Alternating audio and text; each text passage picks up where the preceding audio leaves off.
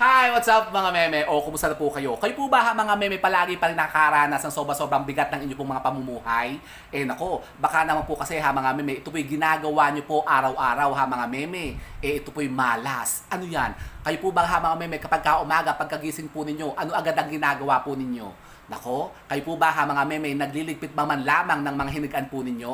Yung mga inunan nyo dyan, yung mga kumot nyo, yung mga hinigaan nyo, inaayos nyo po ba yan bago kayo bumaba mga meme o bago kayo lumabas ng kwarto? Kapag hindi po mga meme, naku, negative yan. Ibig sabihin po mga meme, napakabigat po mga meme ng pagpasok sa inyo ng kaswerte kapag winawan ninyo po yan. Yung iiwanan nyo mga hinigaan nyo, hindi nyo nililigpit, tapos kayo papasok na, pupunta na kayo kung saan. Alam nyo, pagbalik nyo, ganun pa rin yan mga meme, wala mag-aayos yan.